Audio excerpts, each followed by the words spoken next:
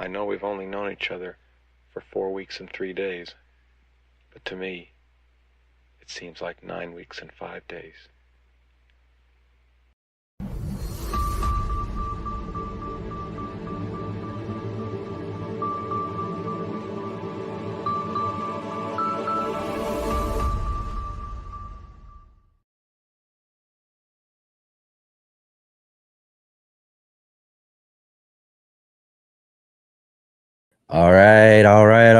All my garden enthusiasts and passionate plant people.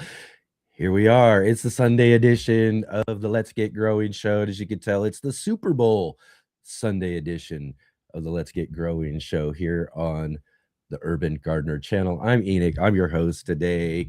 We've got a great show for you today. As you know, it's the second Sunday of the month. That means we got our good friend Scott Wilson, Gardener Scott. He's going to be here just a little bit later on in the show, here to answer all of your gardening questions. So I hope all of you have your gardening questions all ready for Gardener Scott coming up here just a little bit later here on the show. So get all those questions ready here, and we'll have a great discussion with him coming up, and hopefully answer all of those just awesome questions, because I know you guys bring it every single week. I'm really looking forward to seeing what you all bring for us this week to and see what we learn. We always learn a bunch when we've got Gardener Scott with us here on the show with us. And also, I want to also remind folks here, we are, into our new shows this year in 2026. And one of the things we're doing here on the show is a little segment we call Roll Call. And this is to let us know that you are here so that we can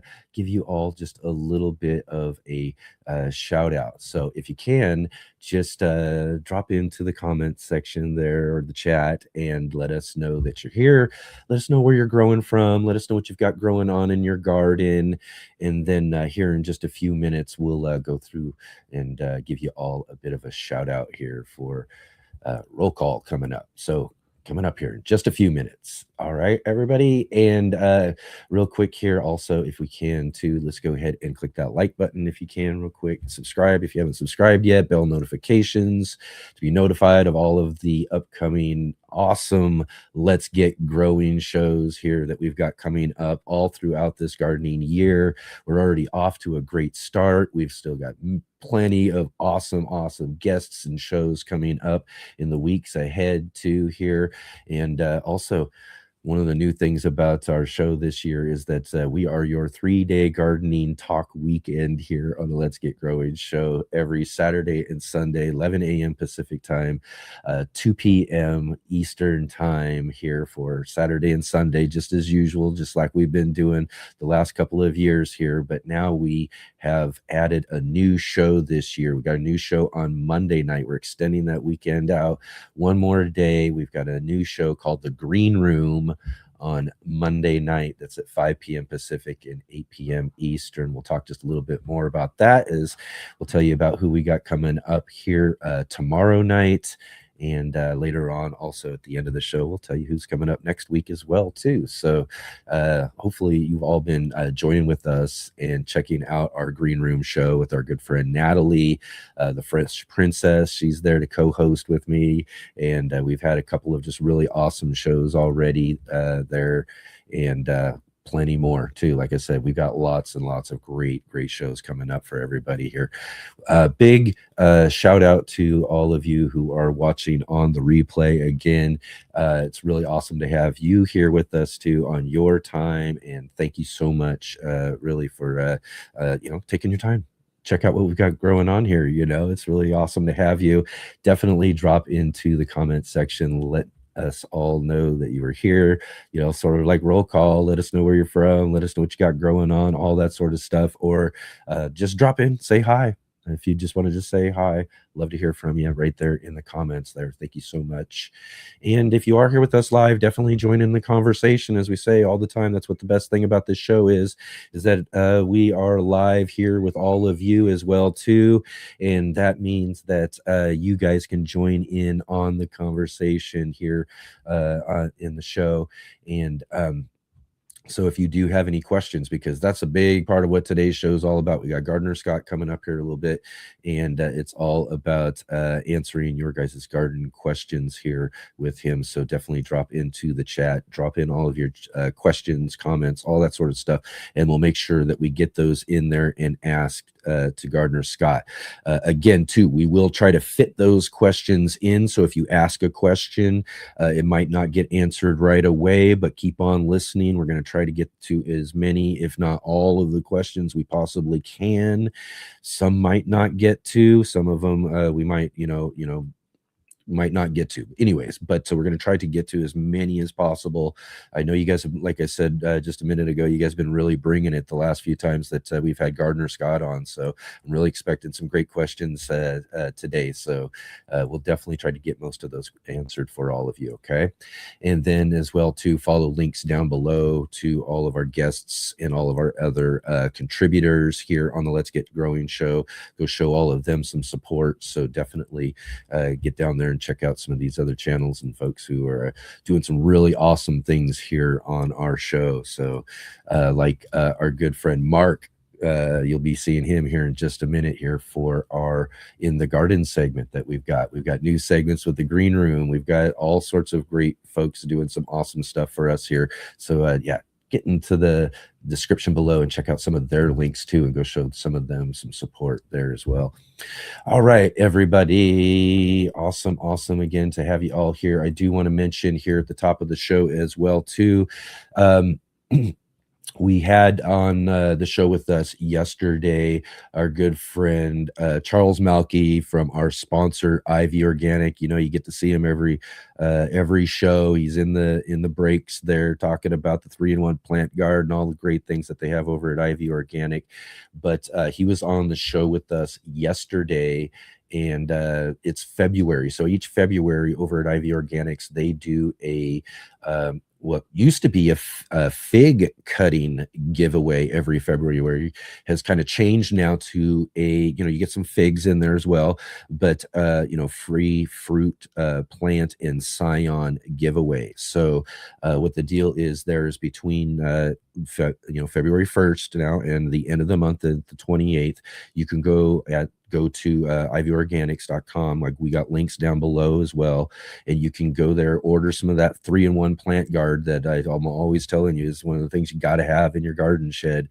Order some of that stuff, and you can choose some free fruit and plant scions and different things you can choose from to add to your garden space to grow right from our sponsor. Charles loves to do free giveaways all the time.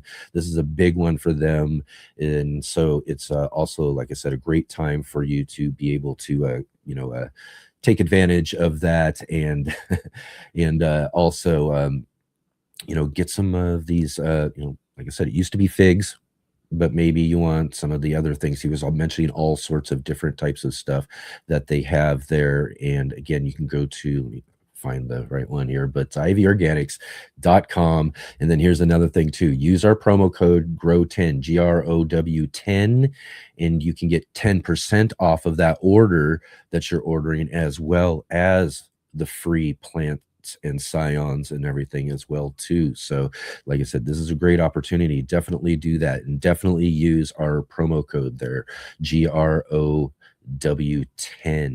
and 10% off, free cuttings. You can't beat it. So go check that out, ivyorganics.com.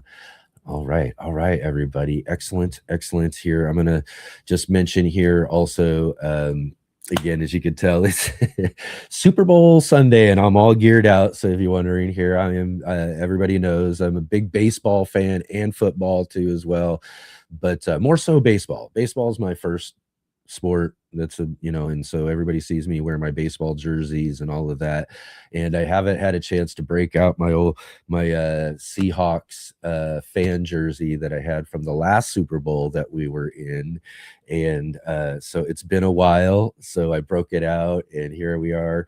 And and also mention too, it says the number 12, and I'll tell you, do you know that I have my my number in jersey retired up on the Ring of Honor at the stadium in Seattle. Yeah, I have my number retired. Yeah, number 12. That's my number 12. And it's mine and also all the other Seahawk fans out there too. We were the first fan base basically to have a number retired because the Seattle fan base is so known for having such an impact on the actual games that they play at home in Seattle because they're so loud and so just a big presence. And I miss those days of hanging out in the stadium and cheering along for them and everything. But I'll be here at home cheering for my big team here just a little bit later on after the show and everything. But got to show my support on the show today too. So here I am, a number 12. 12s are the fans in football, and 12s are big part of the game in Seattle as well too. So fun day. It's a fun day as far as all of that goes. So I thought I'd share all of that with you guys there too, just in case you were wondering here about the jersey and the hat, because I'm usually wearing my flat tops and all of that, but I still got to bust out my team's hats on our days, and it just so happens to be Super Bowl Sunday today. So here we go. Go Hawks for sure. And real quick too, I just want to remind you, if you didn't check out yesterday's show, we had a really awesome show as well too. Yesterday we had on with us Gary Pilarchik. Gary Pilarchik came back to the show. He's been on a couple of times with us before. He's from the Rusted Garden and the Rusted Homestead, and just a great gardener, someone I've been following along with for many years, like Gardener Scott today. So really everybody here on the Let's Get Growing show this weekend has been on a real treat of some real awesome garden education and knowledge, man. And that's for sure, because Gary really brought it yesterday as well too. Is like I said, we like to have a good gardening conversation and a talk and discussion and do all that sort of stuff in a way. As we say, this is kind of a gardening talk show, gardening entertainment, but one of the things we say is that you're still going to learn a lot of things along the way, and that's been really true over the last day and into today for sure, because I already know Scott brings it every single time. We already know we're going to get a ton from him. But if you didn't get to check out the show yesterday, go back and check out our show with Gary Pilarchik from the Rusted Garden. It was really great talking with him again. And then so yeah, excellent. And also too, real quick, I'm just going to run through these real quick here, and then we're going to get moving on here with our In the Garden. Or wait, no, we got roll call coming. Oh man, I'm running everything real late. I knew I was going to just get babbling today. So you know what? Just a real quick one. Last week, community show. If you didn't get to go see it, really awesome. Come meet some of the folks you see in our chat. Last Sunday, on the last Sunday edition, we had an appointment with Dr. Jeff. Really great conversation on blue zones. You'll definitely want to go back and check that out if you haven't had a chance to. And our new green room show last week, we had Brandy, the Suburban Gardenista. She's doing our trivia questions now on the Saturday show. So she came and hang out with us on the green room along with Michael Overstreet from the Garden Nerd. So we had them with us there as well. So right on here, I know Mark's got a really great In the Garden segment for us here for a few minutes, and then what I'm going to do is I'm going to come back, and that'll give everybody a chance to as well for new folks to come in, and we'll just do roll call right after that real quick. I'll run through everybody, and then we'll get to talking to Gardener Scott after that. All right. So I know Mark's got a great one, and we'll see you all just real quick here, right afterwards, right after the In the Garden.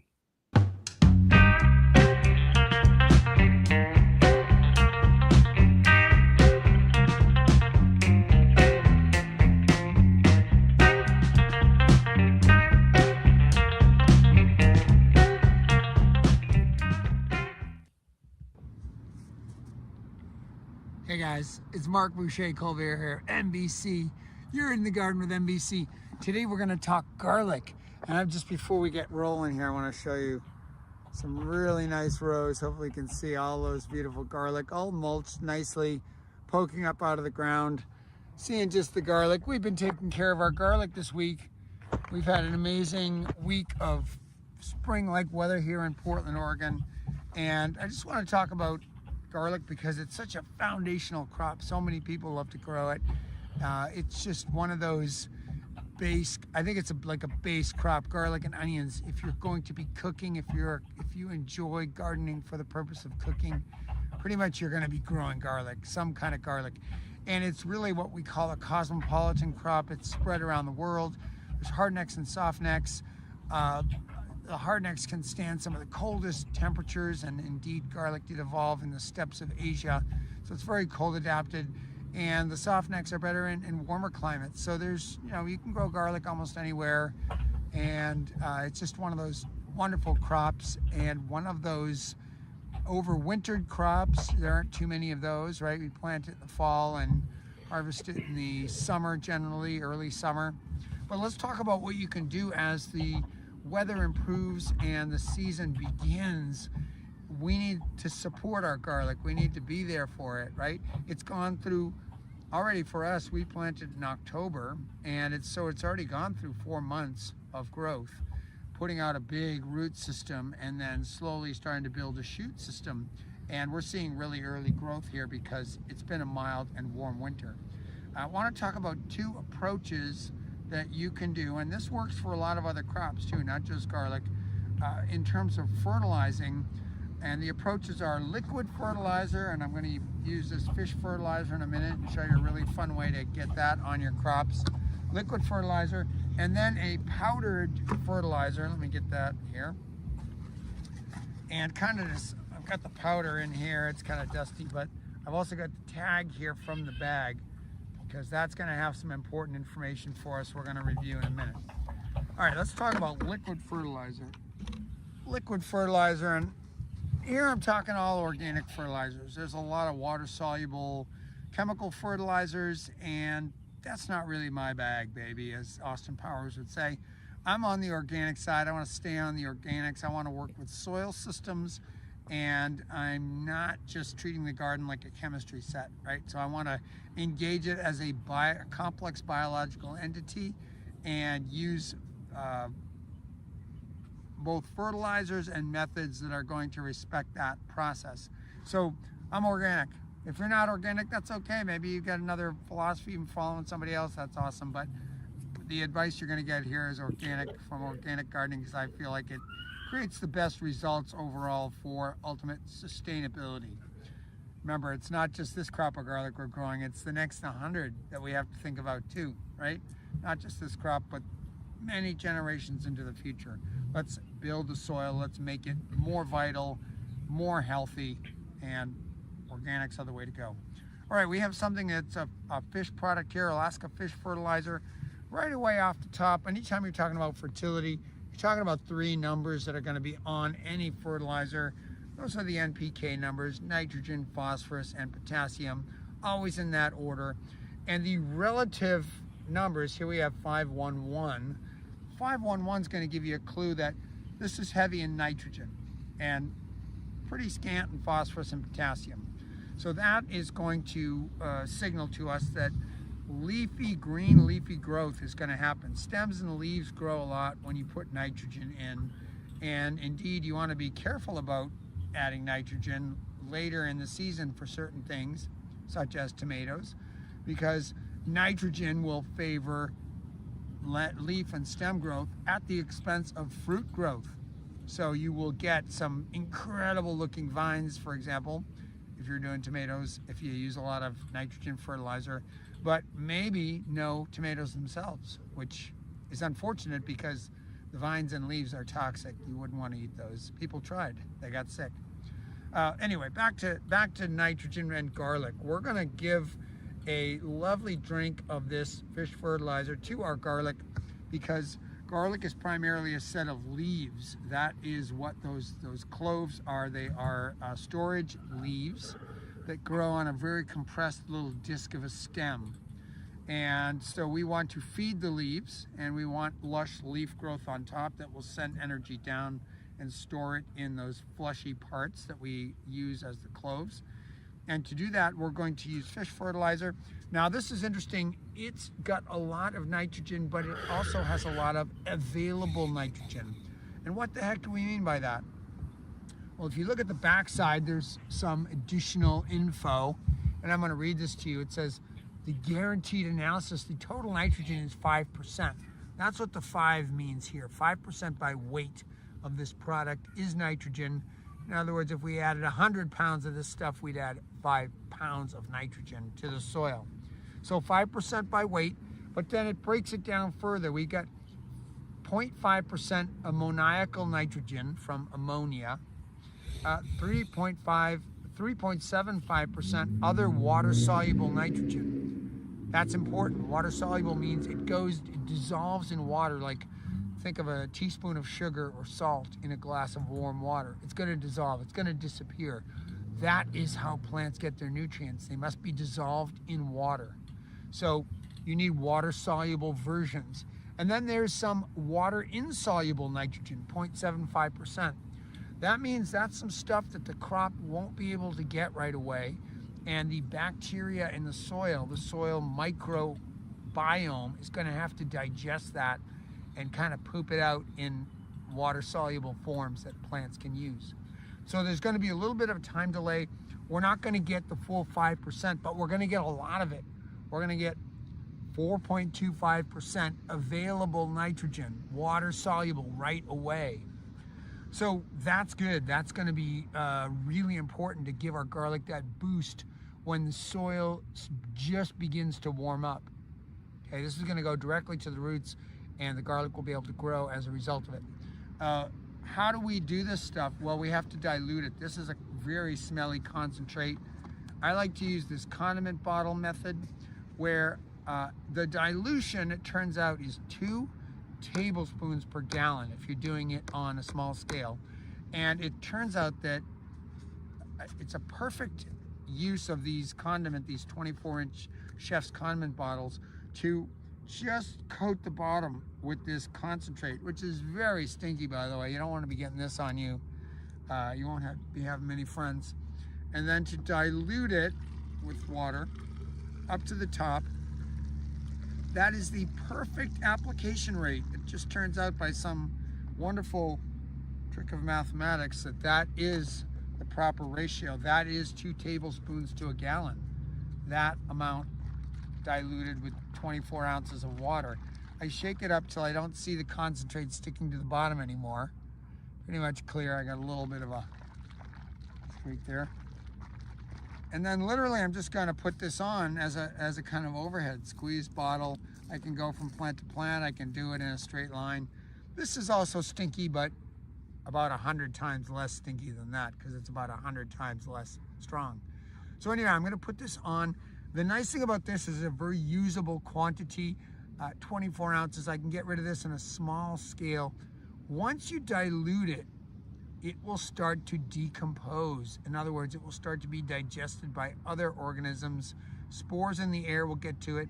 It will get quite rank and grosser than it already is, stinkier than it already is. You don't want that to happen. If you make up a big batch, let's say you make up 2 tablespoons of this and in a gallon of water, but you don't use the gallon, then what? Then what do you do with it? Are you wasting it? Are you letting it sit around in your garage where it's going to putrefy and get nasty? No, do some small scale. This has been really useful for me. I keep 1 as a concentrate, right straight from the bottle. It's really easy to pour it, just a little amount in the bottom and then water up to the top. That provides the correct dilution for 2 tablespoons for a gallon. And then it's super easy to apply right at the base of your plants. You can even stand up and see I'm shooting it now. I'm doing it a couple of feet away. Don't even have to be right at the plant. I can just aim it. So I can walk along the rows. It's very easy to apply. Fill up just as much as I need. Kind of fun actually. So, you know, not all gardening doesn't have to all be a chore. It can be kind of fun too. Anyway, I love these squeeze bottles. The second approach that a lot of people use is to top dress. And that means literally to take some fertilizer and apply it to the surface of the soil as a powder, and then gently rake it in. And this could be done, you know, again, like with your first weeding or something.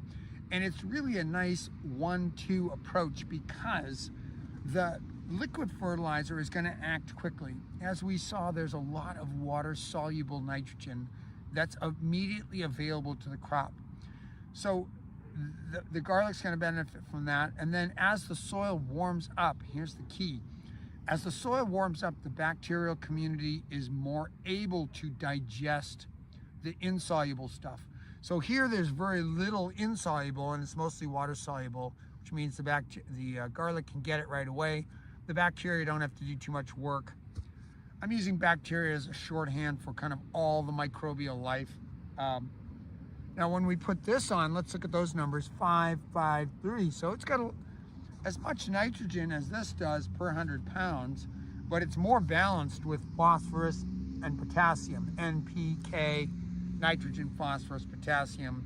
The N and the P are pretty much balanced, and the phosphorus and the potassium is not far behind. But let's just look at the nitrogen. We go in total nitrogen 5%, right? Like the label says. We knew that was going to be there because it's got the 5 in the N spot. But then 3.91% water insoluble nitrogen. Almost 4% of that 5 is insoluble. It will not dissolve in water. It will not be available to the garlic right away. 1.09% water soluble nitrogen. So as soon as it rains, for example, if you put this on the soil lightly on the top, as soon as it rains, some of it will drip down. About 1% of it will drip down, 1% of the available nitrogen there of the 5. And 4 is going to kind of be locked up until the bacteria liberate it, which basically means here you have a quick kind of available fertilizer with a little left over for the bacteria to slowly release. And here you have a pretty much time release fertilizer. As the soil warms up, this will start to give its nitrogen. And I find this is a great combo, a 1-2. So with my first weeding, I'm going to be putting on some of this kind of organic, some kind of fertilizer with a good amount of nitrogen. There's a lot of other things you can use. Some things have, like bat guano, for example, or blood meal. They're very high in nitrogen. Some of them have a little more available nitrogen than this does. But basically, there's always going to be a combo in these powdered fertilizers of available and unavailable or insoluble nitrogen, and it may lean toward the insoluble like this one does. 4 out of the 5% is insoluble. That just means when the bacteria gets at it, though, when the soil warms up, then that will be like a second round, a booster shot for the garlic. We're giving it an early one with this, where most of the nitrogen is available right away. So it's a nice 1-2 punch. We use the liquid fertilizers at the beginning of the season when the soils are just warming, still a little too cool for really vigorous bacterial growth and digestion. So we're going to use this this is kind of like baby food, you know, it's like it's already pre-digested almost, going to go right to the garlic. And then this is more the adult meal, right? We're going to put it on top of the soil, stir it in a little bit. I like to use a little cultivator, right? Like a little 3-prong cultivator, just work it into the surface of the soil, dig it in a little bit. And then the first rain or the first watering will wash some of that down, immediately available. The rest is going to be digested and slowly given off to the garlic as the bacteria get to it. That's a great 1-2 punch for taking care of one of our greatest crops, garlic. I hope you have a patch of garlic. I hope you're enjoying that amazing taste of fresh garlic and the satisfaction. It's one of the crops that I can grow and kind of meet my yearly need for if I do it right. So it's really satisfying to be able to do that, to bypass the grocery store completely for something that's really essential. It's very beneficial for our health. You can use it in so many ways, and you can achieve your own independence with it by knowing how to grow it, how to fertilize it, how to take care of it, so it makes that transition out of winter into spring, and then sprints to the finish when it's going to do some serious bulb formation in May or June, depending on your area, or July, and then we harvest around July 4th here in Portland. So anyway, hopefully I know many parts of the US are still buried in snow, I'm sorry about that, or freezing cold. We've had it easy this year, but I hope whenever spring comes for you, it's a joyous time. You get out on some of these great days and you're taking care of your crops that are then gonna take care of you. I'll see you next time in the garden. with NBC. Take care.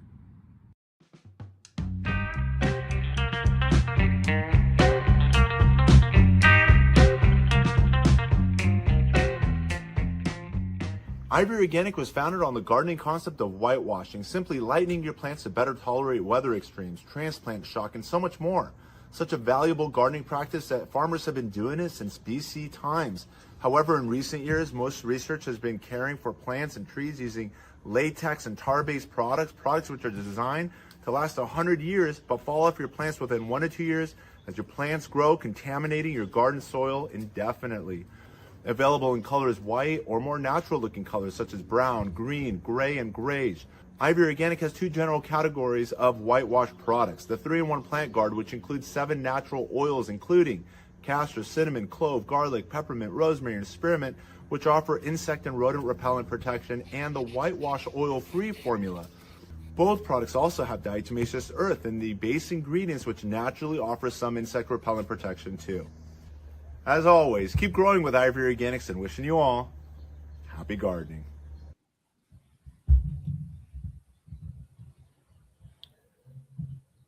All right, here we are back at it again, everybody. What a wonderful segment from our good friend Mark Richer Colbert, Mr. NBC, and great. Again, I agree with him. Garlic's one of my favorite things that I grow, and when I grow it, it's something, again, that accomplishment of being able to grow something that you can bypass the store completely. It's something you can meet for your whole yearly need, and plus have I got plenty for seed for the next time around as well too. So I love a great garlic crop as well.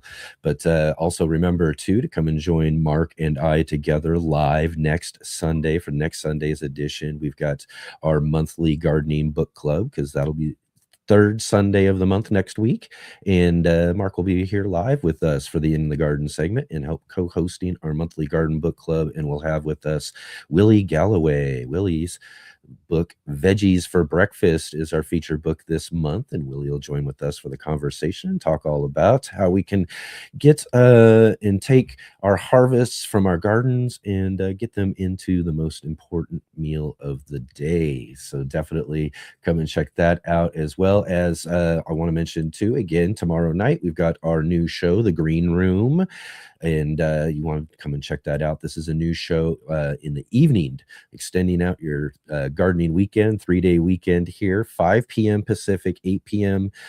Eastern for The Green Room with Natalie and I. Natalie, the Fresh Princess, will be our co-host as well too. She's our co-host for The Green Room. And this next or tomorrow night, we've got joining with us Andre the Farmer and Gardening with Gray. So we got those guys coming back to the show, joining in our conversation in The Green Room. So you'll definitely want to come and check out those shows tomorrow and next Sunday for the Gardening Book Club. But all right, real quick here, let's run through this real quick because we got Gardner Scott waiting in the wings for us here. So let's run through our roll call real quick. My name is Kevin. Yeah. That is my name. Yeah. They call me Kevin. Yeah. Because that's my name. Roll call. All right. Roll call now is our new segment this year where we're getting this is our opportunity to give everybody a shout out here at the top of the show. But again, today we're just moving things around just a little bit, but let's run through this real quick. And first we want to mention our good friend Jay Dixon, our facilitator and backstage producer now and all of that, joining us from Midwestern Ontario. It's so great to have you joining with us here, Jay, and keep an eye out for all of her links and everything that she drops into the conversation there. And also, let's say hi to Adam. He's just right down the road from me here in Southern Oregon. It's great to see you, Adam, right there in Central Point. Always great to have you here. Jumping over the pond, though, too, we got Muddy Puddles Farm joining us from the UK. Thank you so much there for joining with us today. Great to have you here. John Jude, nice and early in the chat as well. He says, I've had enough of winter and having onions 3 weeks. It started lettuce. Perfect. Excellent. Me too. I'm ready to move on from winter as well. I'm sure Gardner Scott is also. All right. We got Robin Gardens joining us from Chicagoland. Says another sunny day, though. Still chilly, but packing seeds there for the Door County Seed Library. Awesome. I love that. That sounds like a fun task to do while you're listening in on the show here. Good afternoon from the high desert of sunny Arizona. We got Val Thatcher joining with us here. Excellent to see you. Always great to see you here. Dusty Flats in the conversation, joining us from Wisconsin, 32 degrees Fahrenheit. Heat wave. Yeah, heat wave for sure. Got what's this? Dr. Labine. Okay, I'm going to try that, but we'll say doctor. How about that? And then we got Eddie in here joining with us. Excellent. Great to see you here joining us from Alabama. Excellent. That's great. Potting up your plants there in Alabama.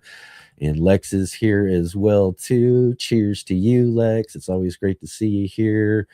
Let's see here. We've got Kenneth, hello, Michigan, and growing snow in your garden right now still. Yeah. Hopefully things are going to turn around for all of you in the north that are still under snow and all of that. Let's see here. And let's see here. Bowtie Life said here, say, where's Will in the soil? Where is he? He mailed me poo. Worm poo. It looks delicious. I'm so excited to try it out. And that's nice. That's nice of Will. Send you over some nice fresh worm castings. It's perfect, man. Those will be great. Your garden's going to love that. Doctor says, the Fresh Princess brought me over to the show. Well, that's awesome. That's awesome. Thank you, Natalie, for the shout out. And Natalie's our co-host again, as I mentioned, for the Green Room coming up tomorrow night. And then there's David again saying, greetings, Global Gardeners. It's great to be home. We literally pulled in and unloaded the car just in time to get in for the show, for sure. Farmer Marshall, great to see you. Always great to have you here with us, Marshall. Great. And let's see here. Make sure that we're not missing anybody. Serena. Oh, I see Serena there. Hello. Hi, Serena. It's great to see you here on the show with us. And we've got Habitual Hobbies in the conversation as well, too. Excellent. All right, everybody. Thank you all so much for jumping in there again and getting into our roll call segment. I hope we didn't miss anybody. If we missed you or anything, definitely drop into the chat. Let me know there or say hi again or something. We'll try to maybe get you popped up here or something as we get moving along here today. All right. So again, everybody, we are really fortunate here too to have our next guest with us today, because that means we can answer all of your gardening questions and really get down to it and really get a real good gardening education here today. You know, so that's what it's all about. So I want to see all of those just awesome gardening questions that you guys have been just waiting for Gardener Scott to get onto the show to ask him. So I want to see you start popping those into the conversation there, and then also anything else, all that sort of stuff too as well. But definitely I want to see some really great conversations. The last couple of times you guys have really brought it, so let's see some really great questions here for our Ask Gardener Scott.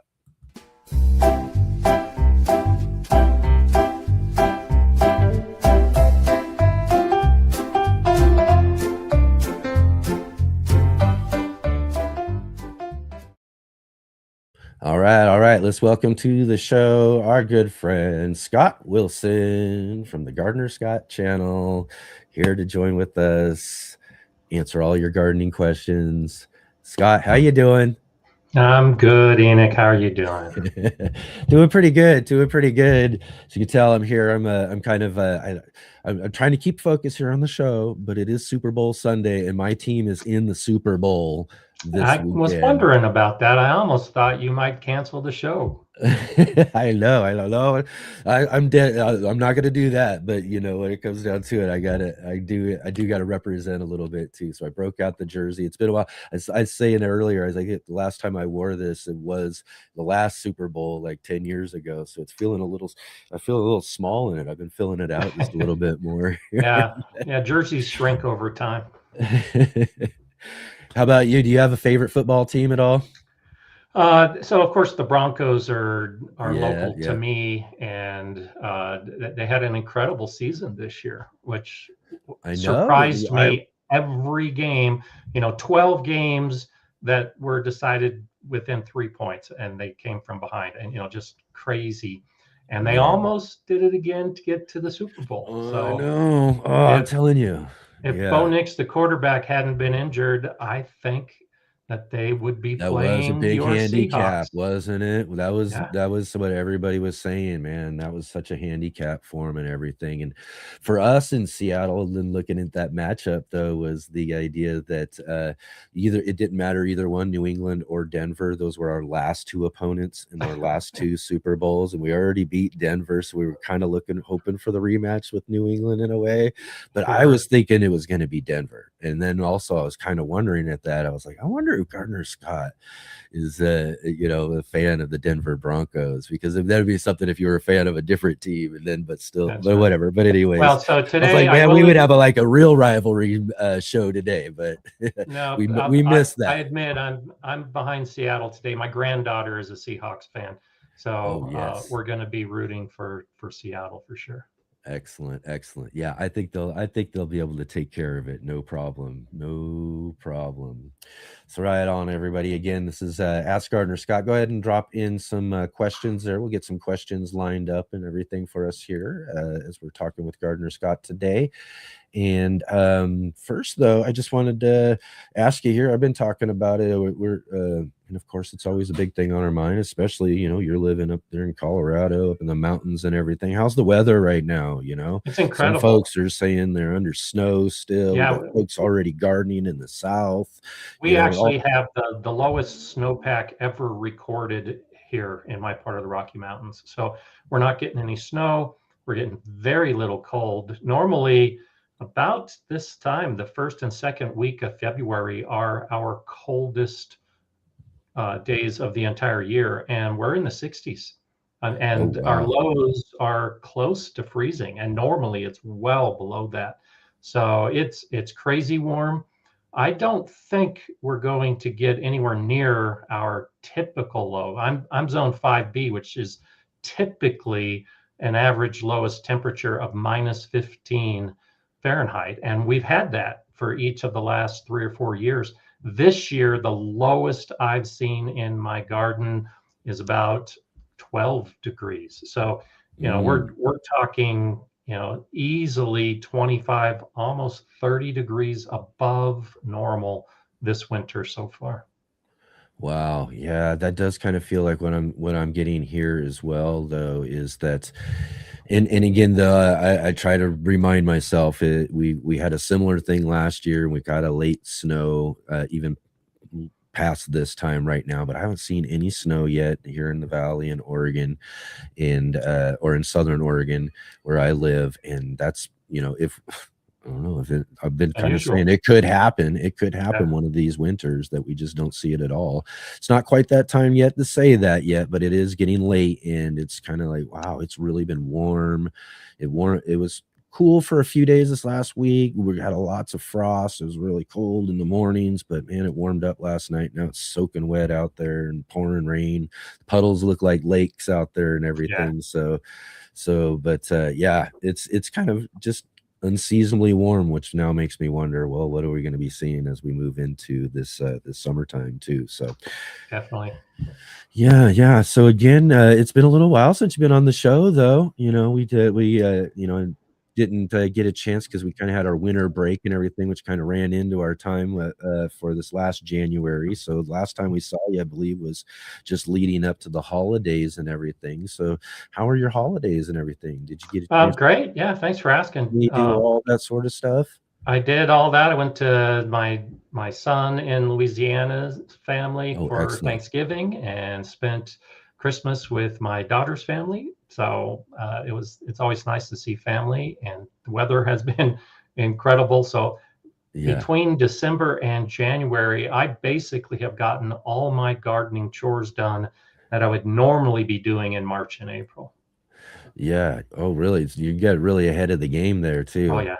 That's awesome. That's awesome. So, sort of like, what are some of these gardening chores you've been up to and you've been up to do? Well, and so I just took this picture behind me this last week. Normally, this my pollinator garden area and my raspberry beds, I leave all the grasses up and I leave all the flowers up throughout the winter, and then I'll start cleaning up the garden when spring hits. And it's completely cleaned. I've got everything cut back. I've added mulch. I've added compost. I've got the whole area ready to go for spring planting and for all of the spring flowers to start popping up. So yeah, it is just crazy. And the only thing I've tried to do some amending in my beds ahead of schedule a little bit, but the soil is frozen. I mean, we have been consistently below freezing at night, and enough cold days that my raised beds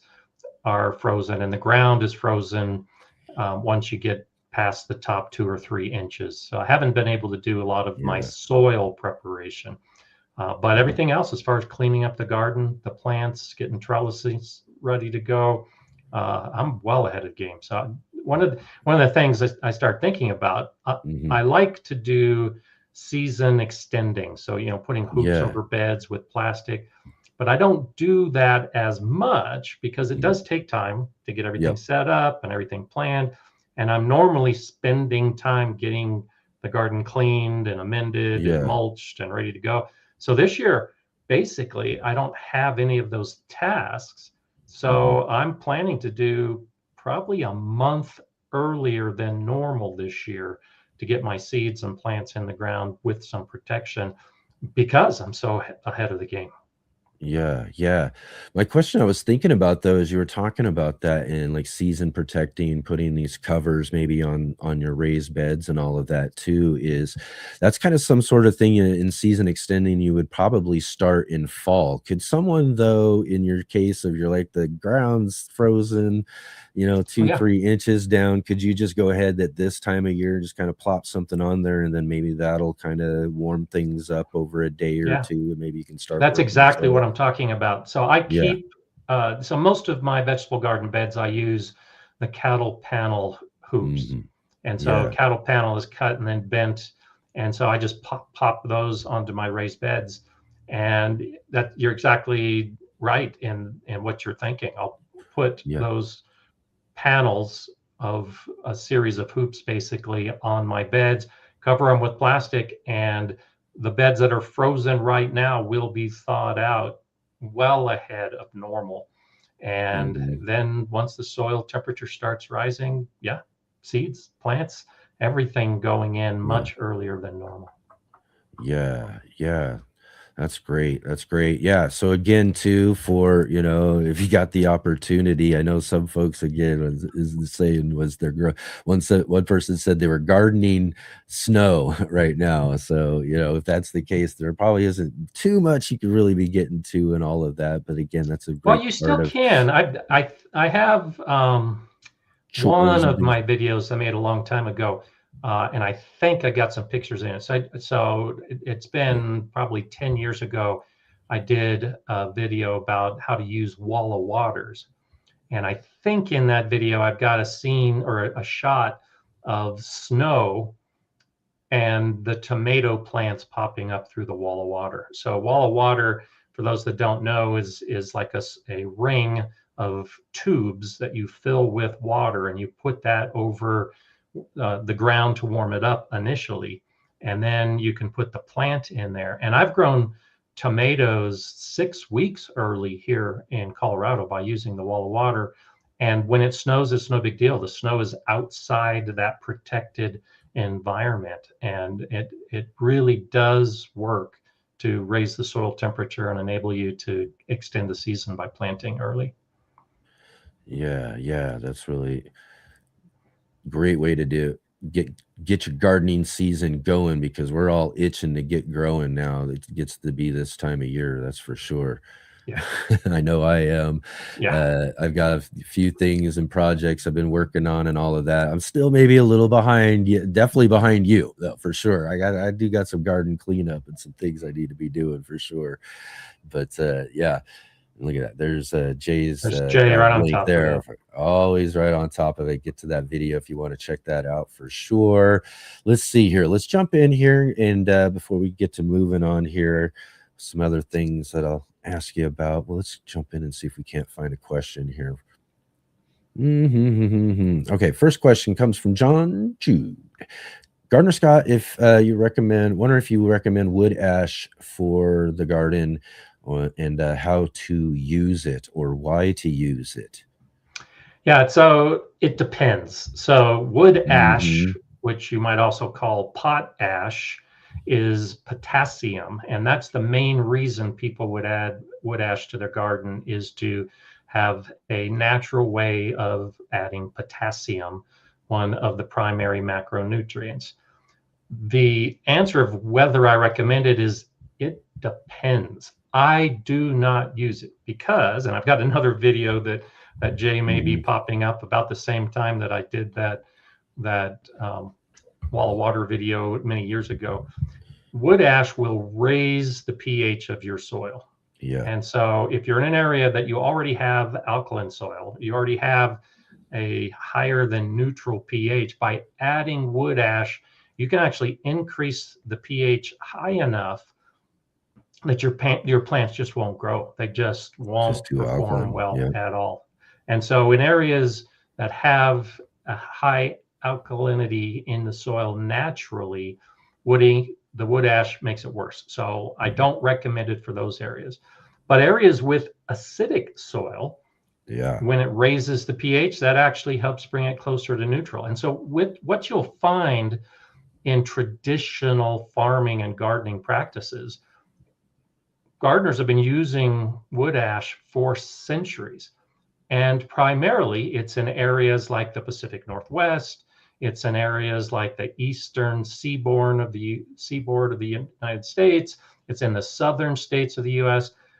Areas that get a lot of rain tend to have acidic soil. And it's just the way that the water leaches out the matter in the soil, and it lowers the pH.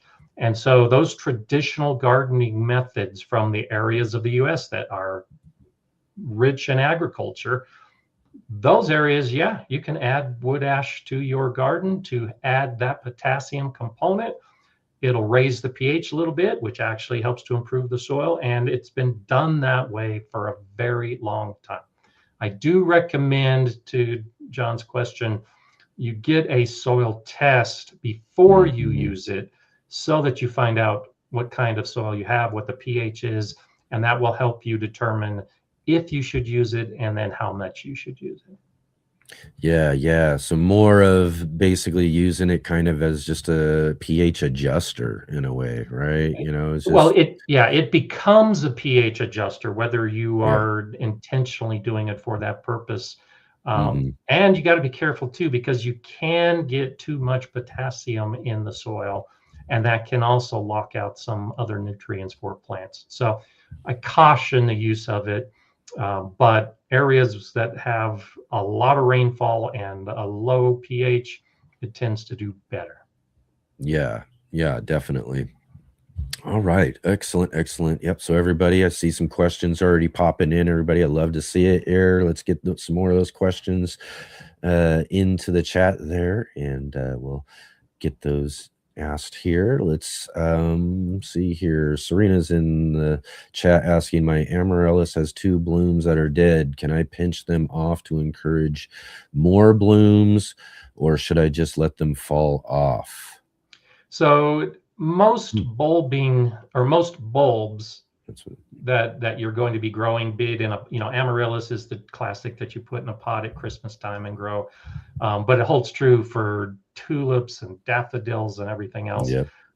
There's a limited number of blossoms that are going to come from those bulbs every year, be it a bulb or a tuber or a corm, all basically in the same category.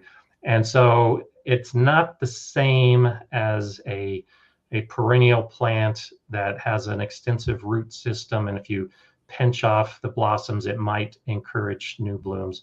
They tend to be relatively finite. So by all means, you can pinch off the bulbs, and that may help retain some of the energy within those bulbs by pinching out the flowers. But really don't expect to get any new blooms. There's a lot of other factors to include temperature and light that affect those bulbs with their flowers. Kind of season by season as they're growing and developing, it's kind of almost just predetermined as they're starting to sprout for the year, right? Exactly. So it kind of already knows how many it's going to be that year. Yeah. So, crocus is a good example of the kind of plants that are going to be like the first flowers of the year. Even when it snows, the crocus are going to be popping up. They're only going to last for a very specific period of time. And it doesn't matter whether you deadhead or not. When the soil warms up, when the days increase in light, they're not going to be flowering anymore. So you're right. Yeah. Everything has its season and its specific time frame for flowering. And it's just a question of whether you want to clean up the plant or not, because a lot of those flowers just don't look that good if you leave them on. Yeah, exactly. I got a bunch of tulips and everything I grow. Several, there's probably some daisies and things like that. When they start to get brown, I pop them, get them ready, and maybe even cut the stem down even at that point, just I always leave the leaves though, I don't want to cut the whole plant out or cut them down or anything like that. And if you do cut them back, like you're saying, cutting the stem, if the stem is still green, just cut off the flower, because the stem will still have photosynthesis within the green part. So that'll be a good idea to keep it producing energy as well. Yeah, I mean, it adds a little bit. The leaves are the primary source of energy with the photosynthesis process, but the stem can actually absorb some light and add energy to the bulb for next year. But when it starts browning, dying back, you can cut it all the way down to the ground. Yeah, exactly. All right. Yeah, but we want to leave those leaves though, right? I mean, again, too, this is that same purpose, is because we do want those bulbs and those, exactly. So leave to be able to regain that energy for the next growing scene, right? Until they start browning. So with the tulips, by end of summer, you don't even know where your tulips were, because all those leaves have died back and they're brown. But just leave them in place until they naturally die back. Yeah. I had to, I've got certain colored ones, and I was thinking, and I wrote a chart somewhere for some bulbs I want to get and put in and all that, because I want to add some certain color to a certain area, right? So I had to go and make sure I flagged, what the colors were, and to make sure that I knew after they were gone, because they were only going to be there for a short while, and then that stem, like you said, is only going to be there for another shorter while, So I flag them off, so I go, okay, make sure I got where the right colors are and that sort of thing, and but hopefully the colors look great as they look and are better now, but you got to keep track of those if you're trying to do things like that. Let's find another question, everybody. Thank you so much for all the questions here. Let's see here. Oh, that's not a question. Okay. Riz Lex here asks, I'm starting my gardening journey and I ordered some potting mix soil, but I remember my mom used to make fertilizers from cow dung and veggies. So which ones? I think they're asking which one they use. They must have ran out of space there for the question and all of that. But I guess the question here we're looking at is they're just trying to wonder, they got some potting mix, potting soil, this sort of thing. And then they remember, maybe their parents use some sort of manure compost or something, right? Yeah. Or making a tea or an extract to make your own homemade fertilizer as well. And that may be what it is. So the idea. Here's the question. More of the question. Okay, perfect. Yes. Which one would be more beneficial for plant growth and long-term soil health? There you go. That's a little more. Yeah. So my preference for long-term soil health, as you know, we've talked about this a lot, is adding organic matter to the soil. And so take that cow dung and take those vegetable scraps and make compost, and then put Yeah. the compost in the soil. That's the best way to build long-term soil health. If you take the dung and soak it in a 5-gallon bucket of water and then pour that water on your soil, you'll add some nutrients, but you're not building soil by using fertilizers like that. And I'm sure Jay is, if she may have been reading my mind, because I have a video that talks about taking things like stinging nettle and dandelions and comfrey and making a tea or an extract as a way to just boost plant growth momentarily, but it doesn't improve the soil. So if you're looking to improve the soil, you need to add organic matter to the soil. And I don't recommend a process where you are regularly applying fertilizers and that's your primary source of nutrients. You can. Yeah. A lot of gardeners do that. In fact, you don't even need soil. You know that. You know, hydroponics grows in nutrient-rich water. And all it is just fertilizers to feed your plant. That is an option, even in a bed outside. But soil health all comes down to organic matter in the soil. And you can add the cow dung, age it first. You can add that directly to the soil in fall. That's one way to amend your soil. You can take the chop and drop, the scraps of your plants and work that into the soil at the end of the fall. There's a lot of ways to get organic matter into the soil. That's the long-term goal. Yeah. Soil, building good soil health is great if you're going to be a soil gardener. You know, I think Mark even kind of touched on that, you know, about preferences and organic versus all of that, but it really is preferences here. You know, when it comes down to it, folks can grow in all sorts of ways. You know, you mentioned, hydroponics, these aeroponic type systems and everything.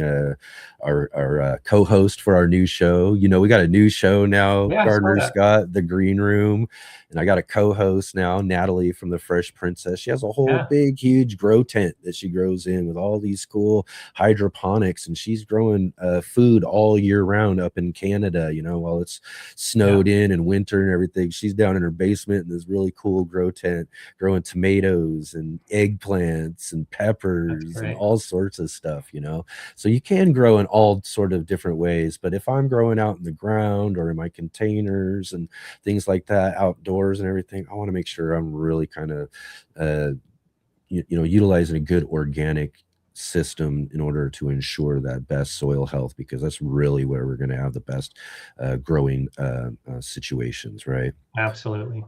Yeah. Excellent. All right, let's see here. Next question. Let's see if I can find this one here. Okay, Serena was asking, what should people use to keep wildlife or pets from bothering the garden if using fish emulsion? Oh, okay, so I suppose she's kind of talking back there too and referencing Mark was using some fish emulsion and these sort of things, and it's going to be stinky. And I saw that NBC was talking about it, and it's true. If I use a fertilizer, like I don't often do, it's been a couple of years since I've done it, but the last one I used was fish emulsion.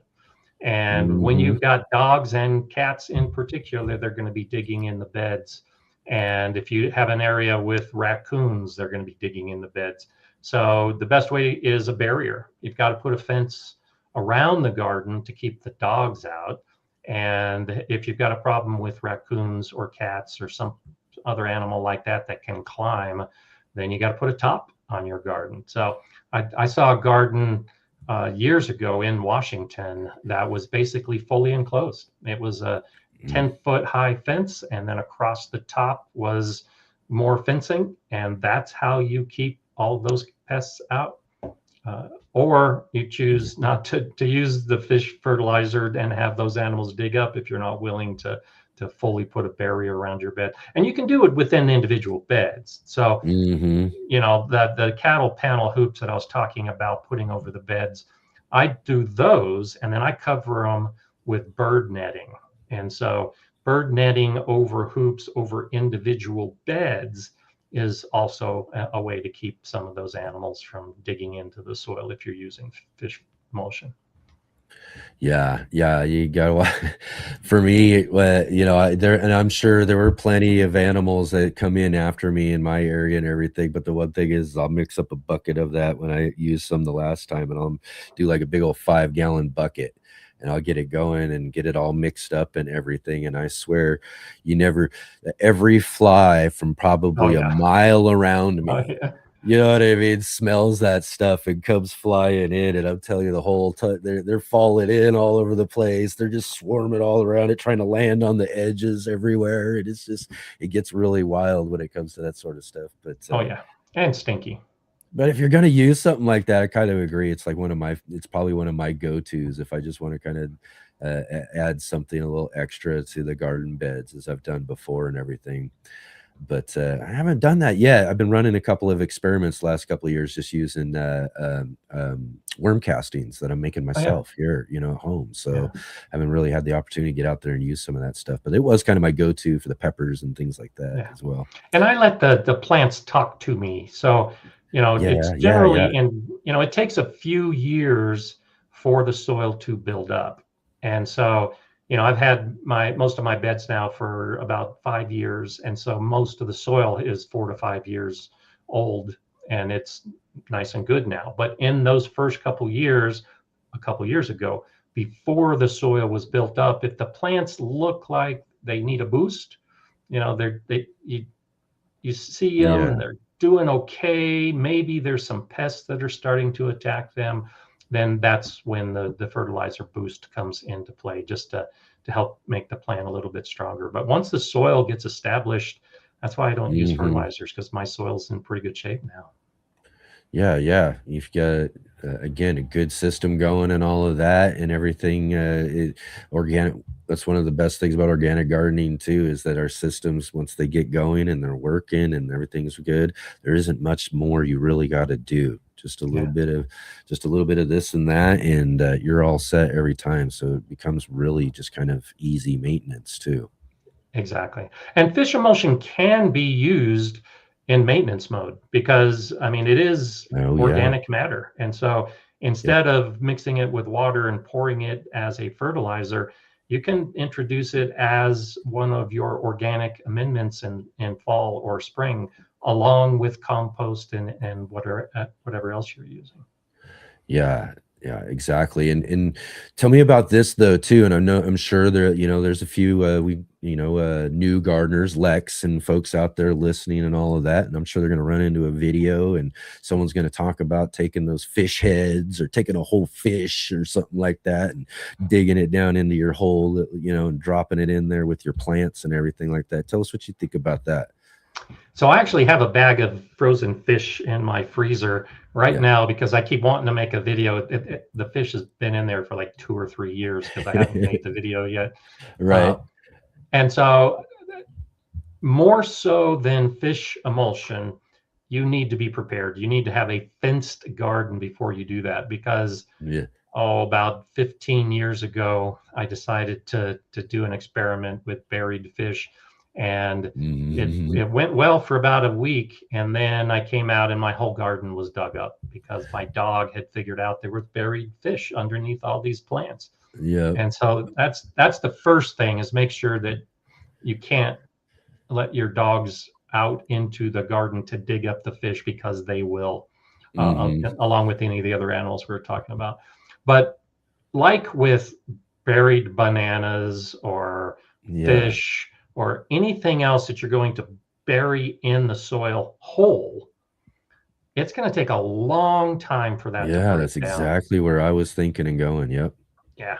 And so, you know, if you think about the decomposition process, it's primarily done by bacteria, and the bacteria that live in the soil will decompose at a slower rate than the bacteria that would be in a compost pile. They're completely different types of bacteria.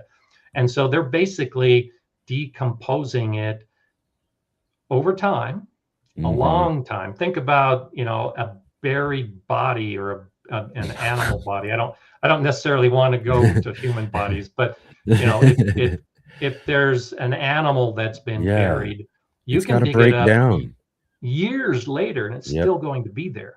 And the fish is the same way. And the biggest issue I have, that's why I want to run this experiment over a period of time. The biggest issue is that it requires nitrogen to break down that organic tissue. And so doing it is great, but you do run the risk of creating a nitrogen deprivation in that soil. So if you have a plant directly above it, there might not be enough nitrogen to support the growth of that plant because the nitrogen is being used by the bacteria to decompose the fish. And so, you know, the idea of the pilgrims coming and learning to bury fish next to their corn, yes, once the fish has decomposed, it adds a ton of nutrients, just like the fish emulsion that you're going to be using as a fertilizer. You just have to time it in such a way that the plant isn't going to suffer during that period where nitrogen is being pulled out of the soil to cause the decomposition. Yeah. Eddie says that Nancy's homestead in Florida covers the fish with lime to mask the smell from There you go. critters. So yeah, that's Yeah. an option. And lime can actually be an option. So this gets back to what we were talking about with using the wood ash in the garden as well. Yeah. Because lime will change the soil pH. And so you have to do a pH test to determine if you need to sweeten the soil. Lime, you know, makes the acidic soil pH rise closer to neutral. And so it can cause an alkaline soil to also rise. And we get back to the same issue we were talking about before, where yes, lime can be a great opportunity to mask the smell and actually change the pH, but you got to know if it's suitable for your soil before you use it. Yeah, yeah. And Rob from Rob's Allotment Gardening is also saying it'll help the fish decompose a little bit quicker as well too. But you know, really, and again too, I think, and kind of summarize the sense of using fish and all of that, it's kind of maybe something, if this is something you want to do, maybe you catch a lot of fish and you got a lot of waste and these sort of things, and you just want to get rid of it, and you don't have to worry about the animals and things digging things up. This is something you would do like well in advance, maybe the season before, as you're prepping things for you know, would an overwinter, or would you go maybe further in advance? Well, and so that's why I've been trying to do this video for so long, because it's going to be a long-term video, and I just haven't figured it out, the scheduling of it yet. Yeah, exactly. So there's another option, and you know, think about if you remember the Saturday Night Live skit about the Bassomatic, and you put the fish in a blender. That's really a good option if you're going to poo a fish, instead of putting a whole fish in the ground. There you go. Yep. Put the fish in the blender first. I knew we would get there. I knew. Yeah, exactly. And then that's the thing to do. It's still going to take time to break down.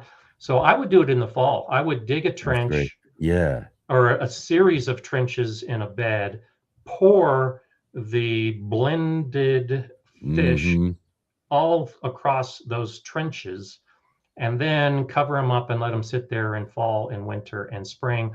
Know where the trenches are, and then I would plant alongside the trench, not on top of the trench. That way the roots will naturally grow to where the nutrients are richer, and they're not going to grow to an area that has no nitrogen or less nitrogen. They're going to grow to the areas that the fish emulsion, essentially that's what it is, has already improved the nutrients in the soil. Excellent. Yeah, right on. This should be a Monty Python skit. Yeah, it's a Saturday Night Live skit. It's already been done. It's been done. Yeah, that's great. But yeah, no, that would be the way to handle that if that's something you're looking to do in your garden. Shawnee Groves was in the chat here asking, or wait, no, someone asked. Val asked kohlrabi, early white. I don't know how they taste. No. Any advice on growing kohlrabi? No. Is that the question? I'm not sure if I'm reading that right. Yeah, kohlrabi is relatively easy to grow. Mhm. It's one of those plants that tends to have the bulbing part above ground, so it's actually kind of fun to grow. But it gets Yeah. back to good soil and well draining soil, and just follow the directions on the seed packet. Yeah, Full yeah. sun, all that kind of fun stuff. Yeah, they're definitely a fun looking brassica. Got the nice big old bulbs they grow, and the Yeah. leaves are growing right out of the top of them and everything. You want to get a nice big fat bulb. And And I how grew would you? some purple kohlrabi a few years ago, which was a beautiful plant to grow. Yeah. How and I really, I've grown them before. And how did they taste for you? I mean, did you like a kohlrabi? Uh, Or have you used They're them and okay. cooked I'm them not a in huge anything? fan of it. Yeah. I'll like, cut it thinly, and put it Mhm. in a salad just to add an extra crunch Oh and, God. kind of that unique flavor that it has. So I don't use it a lot. So I don't grow it a lot. But yeah, it adds variety to the garden and Yeah. to your menu. Exactly. And again, fun to grow. One of the fun looking plants, to have in your garden is you just showing off your garden. It'll always kind of catch people's eyes like, what in the world is that thing? Exactly. So yeah, definitely. But all right. Robin asks, Scott, do you have a favorite bean variety for drying? So I don't necessarily have a favorite variety. When it comes to beans, I like rattlesnake beans, and they dry very well. I like dragon tongue bean, and they dry well. But then if you're looking for a classic, pinto bean is another one that's just, at least for me, grows very well in the garden. The problem with a lot of the drying beans is you got to grow a lot of plants to get a Hmm. lot of beans if they're a major part of your diet. And so I don't tend to grow that many, which is why when I grow beans, I tend to eat them fresh. Yeah. Otherwise, it's a lot of work to leave Yeah. those pods on the plant to dry. Then you Yep. harvest, then you put them in a container, and they're done in one meal, it seems Right. like. Right. Yeah. Because you'll need like, multiple amounts of those exponentially amounts of those Yeah. plants in And order it to be depends able on to how you have use enough beans. to really carry you through. As Yeah. we were talking about with the garlic, garlic's so great because we can grow a good patch of garlic, and there we go. We've got our garlic for the year, Yeah. right? And it doesn't take much, as far as that goes. But with beans, you got to have a lot. Yeah. Because I grew white northern bean, I think it was the variety, a few years ago. Easy to grow, a lot of Hmm. beans, and I made one pot of bean soup using the white beans, and that was it. The whole year's harvest was basically one big pot of beans and ham. So Yeah. was delicious, was great, but it isn't necessarily cost efficient unless you've got a lot of space to grow a lot of beans, and you're going to put them into storage to use over the winter. Yeah, and I think some of these sort of things, and maybe even this subject a little bit, and I've thought about it just a little bit more since our previous book of the month club was Sam Kaufman's Survival Gardening, and I've thought about a lot of this more too. Again, it's fun to grow things and all that sort of stuff, but I think a lot of people are going to be moving in and looking, especially this year, and as we move forward, looking into gardening as a way to maybe supplement what they're able to buy and Yeah. purchase, and you need to sustain themselves in a way too. So that's something we got to be thinking about is, what are the things we can grow that are really going to be, worthwhile in a sense to take up the space, is Exactly. going to really give us what we, an amount that's going to be useful to us other than just like you say in a pot. Is it Yeah. really worth the space for just getting one meal out of that space for a season and things like that? So those are you know, certain things we got to be thinking about as we're using our space. And I'm sure a lot of folks are going to be turning to gardening over these next few seasons. Will be, you know, asking those sort of questions. You know, what is it that I can grow that really is a good producer and is going to be, you know, worthwhile? Yeah, Okay. and I've got some videos on survival gardening, and I ask some of those questions, or I pose the questions you should be asking based on how much space you have in your garden, because that's a big factor too. If you've only got 3 or 4 beds, maybe 6 beds, you really have to figure out what you're going to use that space for. If you've got half an acre with greenhouses and long rows, oh yeah, the world's open for whatever you want to do. But for most gardeners with limited space, you really do need to be selective in the plants you grow, especially when you're looking at what you can store, or what I always advocate is what you can preserve. You know, I'm a huge advocate of preserving your crops in addition to choosing the crops that store well. Yeah, exactly. And yeah, it's a great way to look at what your garden plan will be, you know, especially if you're thinking about, you know, sustaining yourself. I know Muddy Puddles Farm is in here. She's on a mission this year to grow everything from her own garden, and, you know, she's going to live off of what she grows, either by trade as well. So everything has to come from what she's doing. So she'll even trade to get and do that sort of stuff. And, you know, I think it's a fun experiment to run, but I think a lot of people are thinking in those ways right now, because, you know, food costs are going up, you know, and people are looking at their grocery bill and saying, hey, what can I do, you know, in my own space that I maybe can grow, you know, that can kind of help this out a little bit. Well, and the nutrition aspect as well. I talk about that in those videos that I did, because, you know, it doesn't make a lot of sense to grow lettuce if you can grow potatoes, because potatoes are virtually a perfect crop if you're looking for calories and nutrients to feed your family. And lettuce is empty calories with very few nutrients. So your family might be vegetarian and you'd like to eat a lot of salads, but the lettuce is not the way to go if you're trying to survive and basically eat what you are growing. So, you know, that's where the potatoes and the carrots and beets, you know, root crops are really a easy solution, just as a general answer, just a rule of thumb. If you're those looking good carbs, for those good carbohydrates that you need to get, absolutely. And I'm sure you've heard of Blue Zones, right? We had we had our in-house. Being old, I watch. Right. Exactly. Well, we had our in-house Dr. Jeffrey Pierce join with us last week as he comes on the show and does a cool segment for us and everything. And last week we spent a lot of time talking about Blue Zones. And one of the things, the guy who was researching these Blue Zones and everything went to Okinawa at first, and at least one of the first things they talk about was he was looking at, you know, of course, you know, maybe there's a lot has to do with diet and how they're eating things. So, you know, he went there expecting everybody's eating a bunch of fish and doing all these sort of things and everything, and he looks at it and he sees, oh, whoa, the big primary source of the food source for these folks is purple sweet potato. Sweet potatoes are incredible.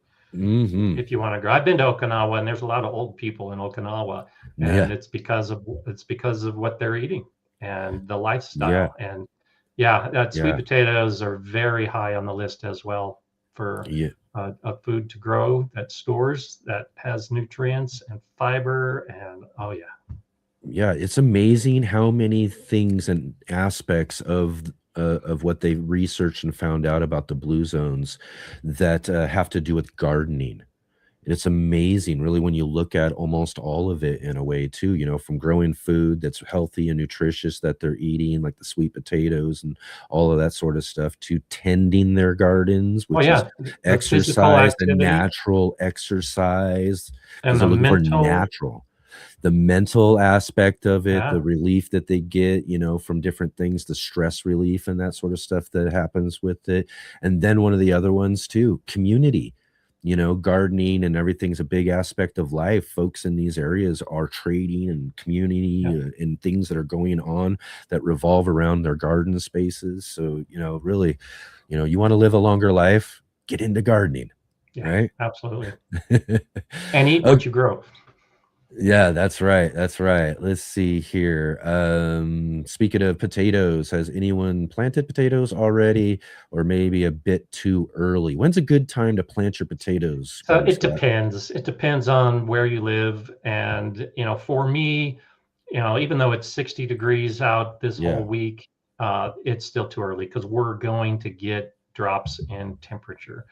And Yeah. so, you know, you can look at your early potatoes versus your late potatoes. You know, my buddy Tony O'Neill is like the global potato expert. Mhm. He's got some That's right. great guidance on it. But you can start your potatoes before your last frost date. So it always gets back to, you know, one of the most important dates on a gardener's calendar is the last frost date, just knowing Yeah. when that Yep. is. And so even though, you know, you might be putting your potatoes in the ground a month before your last frost date, just because the weather's good, don't be fooled into thinking that you could do it a little bit sooner. Because Mhm. while it's in the nightshade family, just like tomatoes, and it can handle some cool temperatures that tomatoes might not be able to handle, it's still Yeah. going to die back if it's exposed to a lot of freezing temperatures. And you Yep. don't want the leaves and the stems to die back before the tubers are developing underground. So you do have to time it to your own garden and your own last frost date. And so there isn't a single answer for everybody. Yeah, yeah, exactly. And again, too, last frost date's real important, but really, really the as you're saying there, you know, we're thinking about temperatures, soil temperature as well for a lot of certain things. But yeah, you don't want plants like that to be exposed to Yeah. freezes. And like, you know, my soil, like I mentioned earlier, the weather is good enough to grow potatoes, but I can't dig in the soil because it's still frozen. So you got to wait till your soil thaws, and that typically is about the time before your last frost date that you're going to be putting the potatoes in the ground. But you do, Excellent. you know, depending on how you do it, and of course I've got a video about chitting potatoes as well as part Mhm. of the complete guide to growing potatoes that I have on my channel. And so chitting is a process where you allow the potato to start growing before you put it in the ground. You know, everybody's got the stories of discovering a potato in the pantry, and it's got the, you know, the sprouts that are 2 feet long that have been growing, you know, between the canned goods. You do that on purpose so that when you put the potato in the ground, it's already growing, and that's a great way to have a good successful potato crop. But you do that indoors a few weeks before you're going to put them outside. So thinking about potatoes right now is good, but look at your own last frost date and the type of potatoes that you're growing and whether you're going to chit them or not. And that'll be the answer to when to start. Because I consider chitting potatoes as starting to grow potatoes. Yeah, yeah. Excellent. Shawnee Grows asks, have you experimented with using seed inoculants? Oh, I'm not even going to try to pronounce some of those. Rhizobium, azo. Yeah, I guess not. Or even water with molasses during planting time. Thoughts? Worth the money? Yeah, so I don't advocate buying somebody else's fungi to use in your own garden because all of those, most of those are going to be in your soil already. Now, that being said, there are some very specific, primarily with legumes as far as the inoculants. And so there are some inoculants for some legumes. If you're growing the legume for the purpose of nitrogen fixation. So legumes have this ability to work with bacteria in the soil to pull nitrogen from the air and then create these little pockets on the roots that have nitrogen in it. and then that nitrogen can become available for soil organisms or future plants. But that's only if you're planning to use the legumes for that purpose, because the nitrogen that's going to be used for or created on the roots of a pea plant, for instance, as soon as the pea sets flowers and those pods start to develop, all of that nitrogen that was created on the roots is being used by the plant to support its growth and to support the growth of those pea pods. And so inoculants, those specific inoculants can help, but I don't use it, and I still grow wonderful peas. You know, I haven't seen that much of a benefit because so much is naturally occurring, and particularly with the mycorrhiza, which are the fungal spread or the fungal threads that you might see if you dig up and you see the little white threads that are underneath like a bark mulch. That's a mycorrhizal growth pattern. And same kind of thing. You know, if I buy mycorrhizal spores from some gardening center in New Jersey and I put it into my soil in Colorado, there's a pretty good chance that that strain is not going to survive my winters, because the New Jersey winters are different than the Colorado winters. And just like you can't grow certain plants in different areas, you can't grow certain fungi in different areas. They're not universal. So I like to go with what is local and what is naturally occurring. You can kind of increase the possibility of your soil having some of those spores by going into the forest and digging up some forest soil that you can see those little white threads, bring it back, incorporate that into your amending process, and you will have the mycorrhizal networks that are native to your area in your garden. That's the approach I take. I think that you're just running the risk of doing something that may last a season, and then everything that you purchase dies because your soil pH is different, your soil organic levels are different, your temperatures are different. All of those things that promoted the initial growth of that thing you bought, it's different in your garden, and there's no guarantee that it's going to survive. Excellent. All right. Serena's asking, she wants to know about tips for using one of those compost makers or that turn compost in the bottom. She says that, okay, one of those like 4 to 6 weeks and they turn, I suppose. What can or can't go in it? You can put anything organic in it and then go 6 weeks later and find out that whatever you threw in is still sitting there undecomposed. I am not an advocate of those compost makers. For compost to work, you need to have a mix of the carbon and the nitrogen, the brown and the green, and it needs to be kept evenly moist. And it's so difficult to get the right ratio of ingredients in those compost makers. And it's so difficult to keep the moisture levels consistent. And the top never decomposes, and the bottom usually ends up becoming a soggy mess. So they're very difficult to manage for someone who is just getting into composting. If you're an experienced composter and you know that you have to mix up the compost, because another issue is the oxygen. The compost needs oxygen.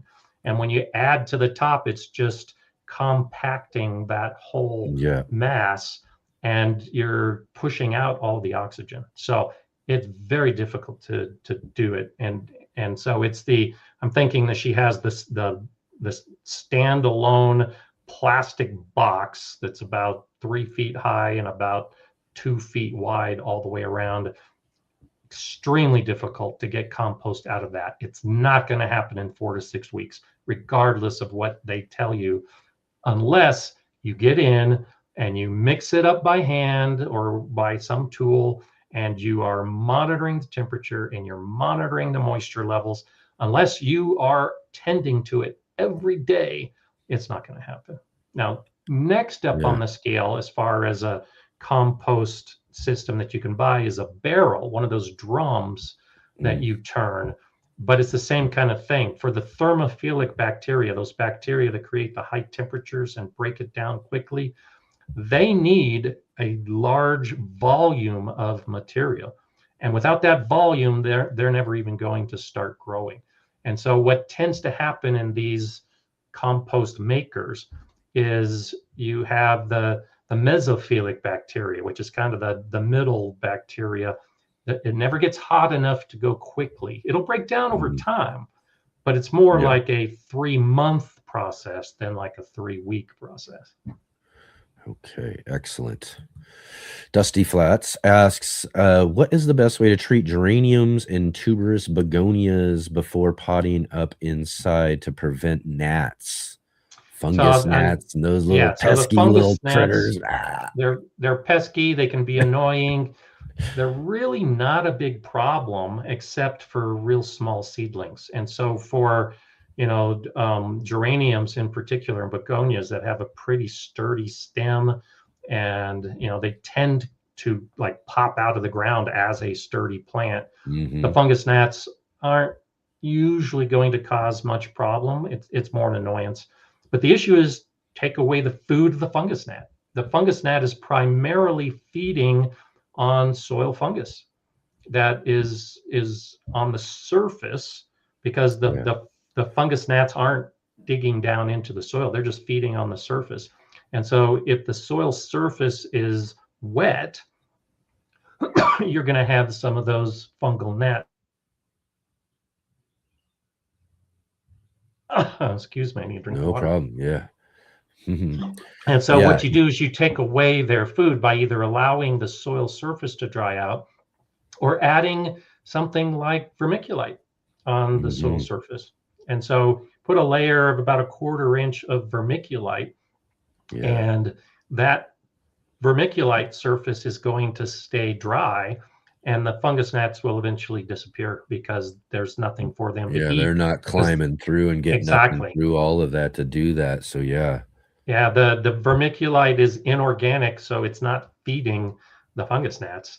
And unless it's a saturated soil and you have some of the fungus that grows through the vermiculite, just avoid oversaturating and vermiculite or drying out the surface, and you should see a decrease in the fungus gnats. And add some sticky traps. You can put some sticky traps. Did you see me looking around? I know one of the biggest advices I've ever gotten from Gardener Scott when it comes to pests is what we got to do is break their life cycle, right? Yeah. And a good sticky trap, the little yellow ones, you can find these little yellow ones. You can get them for really, really cheap, really bulk amounts of them, in places online. But you just kind of put them off, and they're really sticky on each side. You put them in there, and I usually do that with like new plants as I go in the other room or whatever, and I'll put them on, and it just to kind of get whatever might be in there. And like you said, that's what it's about, though, right? It's breaking the life cycle, right? If the adult is stuck to the trap, they're not going to lay eggs. If they can't get to the soil surface, they're not going to lay eggs.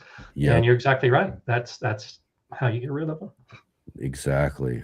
Right on. Lex here asks, can a healthy plant or a healthy looking plant, especially, Lex, new gardener here. So can a healthy plant that looks healthy be actually stressed, right? As a beginner, how can I quickly tell it's stressed, and what are some advice that I should regular follow to avoid that from happening?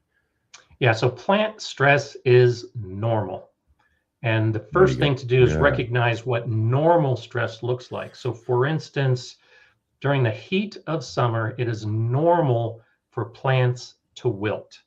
Wilt does not necessarily mean that there's a problem. It just means the plant is stressed by the heat, and it closes off the stomata, the cells within the leaves that are part of the transpiration process. And so instead of the moisture from the soil through the roots rising up through the plants to keep it nice and erect, it shuts down the system because it doesn't want to lose all of the water vapor within the plant. And then once the sun starts moving and it starts cooling, the plant should pop back up again. So learn to recognize what the plant looks like when it's not stressed and what it looks like when it is stressed. So yes, a healthy plant every day in the summer can wilt, and it is perfectly healthy with no issues whatsoever. That's part of the normal process. But if you notice that it's taking longer for it to pop back up again, and then if you also notice that there might be some pests, like maybe some aphids or white flies or something that start appearing on that plant, that's a real good indicator that that plant has been stressed to the point that it can't fight off pests. Most plants naturally can fight off the common pests that we have until they reach that point that they are too stressed, and then the pests attack. And so another thing to do, especially for new gardeners, is look at all of the plants side by side, because you may notice if you've got 12 lettuce plants that only one of them is being attacked by aphids. That's an indicator that the other plants are healthy enough that aphids aren't going to bother them. And that one plant is kind of the sacrificial plant. It was weaker than the others, and that's why the aphids attacked that plant. And so when you start noticing those patterns, you'll be able to recognize when a plant is stressed and when it isn't. And insects are a great cue. They'll tell you when the plant is stressed because that's the one they're attacking. Yeah, exactly. Darth asking, I wonder if bats eat fungus gnats. I don't know. They're pretty tiny. I'm not sure. There might be. They're pretty tiny and they're close to the ground. I just imagine them chasing them around. I have a hard enough trying to grab them myself or get them because they're so. For little things that seem like they float around and not knowing what they're doing, they sure get away from you real easily, man. I'm telling you, it's hard to get them sometimes. All right, everybody, here, let's see. Let's just real quickly answer a couple last questions. But everybody, thank you so much for all the awesome, wonderful questions today for our show with Gardener Scott. Again, like I said, these folks have been bringing it every time we've had you the last several times. So Serena has a couple of last quick questions though here real quick. She says that what is it, my preacher's part of an HOA has been trying for a garden of the month but has a weed in the middle of the front yard that nothing will kill. Ideas, don't know what kind it is. so the first thing you got to do is find out what kind weed. You got to find out what kind of weed it is, because there are plants that have very deep roots, very tuberous roots, and you got to know that. So you can spray it with vinegar all you want; it's not going to kill it. You can spray, some types of herbicides; it's not going to kill it. If it's a grass, and you're using an herbicide that is designed to kill broadleaf plants, it's not going to kill it. So you've got to be able to identify the plant and then determine what the treatment is for that specific plant. Because excellent. The same treatment doesn't work on all plants, which is why you've got this big industry of herbicides selling you all kinds of different herbicides, because they're going to be plant specific. Get down there, find a good plant identifying app or whatever. Just take a picture of the leaf. And Google even is pretty good at some of these. And then, you get up there with your phone, snap a picture of it. It'll search and tell you what it is, and then just dig in and find out what kind it is. Because like you said, I've got some that, they'll grow all the way down and then they'll go over and do these things and go this way and that way. So you're killing that one section of it and it might die off. But once it dies off, it's leaving these other sections that will now come back up and grow new plants. So they can be real tricky, so you do want to do got to know and all of that. One last question here real quick though. When should carrots and beets seeds be planted? So again, it depends on your specific garden and where you are and whether your ground is frozen and whether you're using protection to raise the temperature of the soil. Generally, when you talk about beets, so like beets are going to be planted before carrots, because beets can handle cooler conditions, and carrots need a little more warmth, and just to germinate, carrots need more warmth than a beet seed needs. But read the seed packet; they'll tell you. plant 3 weeks before last frost date, or plant Yeah. 1 week after last frost date. The seed packet's going to tell you specifically, because actually, I learned this just relatively recently, just a few years ago when I was growing a bunch of different types of carrots. Not all carrots should be sown at the same time. And in fact, there's a carrot seed that Baker Creek sells that specifically says don't plant in spring, plant in fall. So you got to read the seed packet and find out what it recommends, because it might be a month before the last frost date, or 2 weeks before the last frost date, or 3 months after the last frost date, depending on what kind of variety it is. All right. All right. Again, everybody, thank you so much for all of the questions. Oh no. Let's see here. One just popped up real quick. Can you make this real quick? Yes, I'm sorry, real quick. I'm letting everybody know we've answered questions though. Here we go. Can I use biochar I have from my outdoor fireplace to put in my compost or work into my soil? I think they were cedar logs. Or what's a better wood source? Okay, so the char from your fireplace and biochar are both carbon, but they're different. And so the thing about biochar, usually through a process of pyrolysis, which is a low oxygen environment, you're going to burn off volatile oils. You're going to burn off any of the potentially toxic material that might be in the wood that could harm the plants. So it's a very specific process to make sure that you have a clean carbon. That's what biochar is.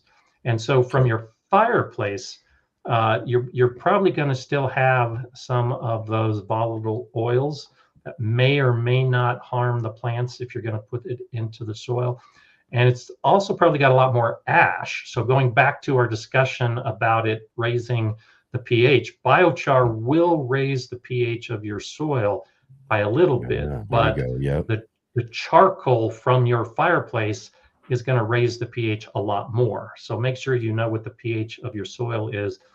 I would add it to the compost, because the compost will tend to buffer that pH action, and it will also inoculate. Biochar should be inoculated with good bacteria before you put it into the soil. But look at how your fireplace ash ended up, and if you kind of covered it, and that's the way to kind of make your own biochar at home, is to cover it to create that low oxygen environment. And so if it was a hot fire and what was left behind is just a few chunks of char, I would be careful about using it. And cedar, also has some natural oils in it, not necessarily a bad thing, but they can hinder the growth of some plants. So look a little bit more. Kelpie Wilson, I know, has been on your show, and she's been on my show. And so get the biochar handbook that Kelpie Wilson wrote, and there's a lot more answers about how you can use what is in your own fireplace or in your own backyard. Excellent. Right on. Thank you so much, Scott, for answering all these questions. Real quick, let's just say here, you've got some recent videos. I just want to mention to everybody go check Gardener Scott's channel out for some recent videos. You just did a video about how big of a garden do you need, right? Yep. So how big of a garden do we need? Well, look to that video, because I can't answer that in 30 seconds. You got to watch the whole video. That's right. Okay, and then as well to live streams. Gardener Scott is live again. If you didn't get your question answered here today with us on the show here, definitely, like I said, check out Gardener Scott's link down below too, so you can check out his live stream. Tomorrow morning is 8 a.m. Pacific Standard Time. And that would be 11 a.m. Eastern Time as well, right? Yep. 9 o'clock Mountain Time.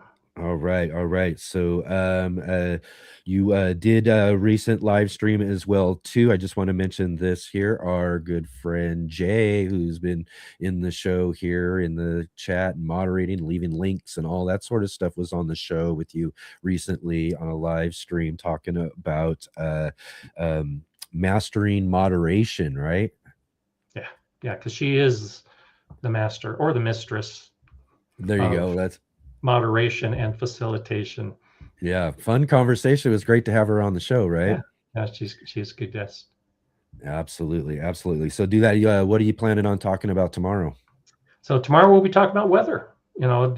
Because of the crazy weather we're all having, and how it impacts your garden. It's the kind of thing that we all need to be thinking about. I'm a weather geek with 2 weather stations in my garden, so I'll be talking about how you can monitor your weather and then what it means when you start collecting your own data. Excellent, excellent. So you definitely don't want to miss that out. Again, 11 a.m. Eastern on the Gardner Scott channel. We've got links in the chat, links in the description if you need there as well. We also have a link too. I also want to remind everybody that Gardner Scott does have a book, The Guide to Raised Bed Gardening, that he wrote and released last year and everything. So definitely get in the link below to get yourself a copy of Guide to Raised Bed Gardening. Like I said, it's always great to have you here with us, Scott. Time always goes by, but just like that. But we'll look forward to having you back on with us this next month, second Sunday of the month, right? Yeah. And by then, I may have stuff growing in my garden. Excellent, excellent, excellent. Looking forward to that for sure. So, all right, everybody, again, go check out Gardner Scott tomorrow. And we'll see you again next month, Scott. Thank you. Okay. Thanks, Enoch. Take care. You bet. You got it.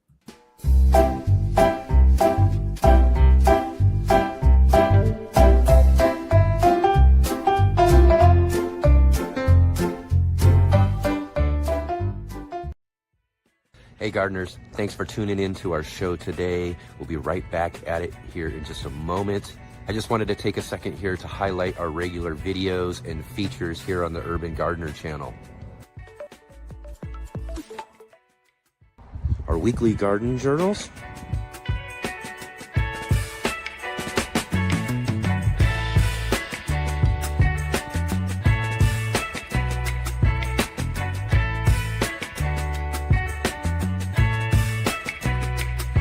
and our incredible featured visits.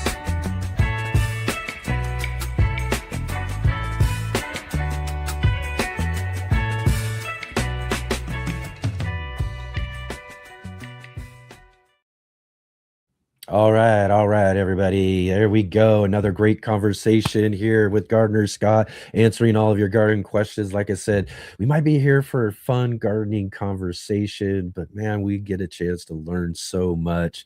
I hope that you got a lot out of this conversation with Gardner Scott today. And again, if you didn't get a chance to have your question answered today on the show, definitely drop by Gardner Scott's channel tomorrow morning, 8 a.m. Pacific, 11 a.m. Eastern there, and he'll definitely answer more of your questions there during his live stream, where he'll be talking about weather, as he mentioned. That sounds like a really fun conversation with him as well too.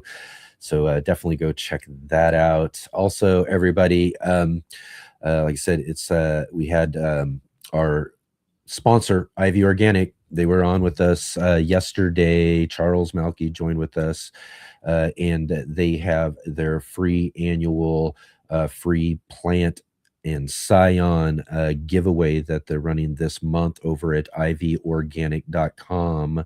And if you go there, you order some of their 3-in-1 plant guard, as you can see that we have right there, right, the 3-in-1 plant guard.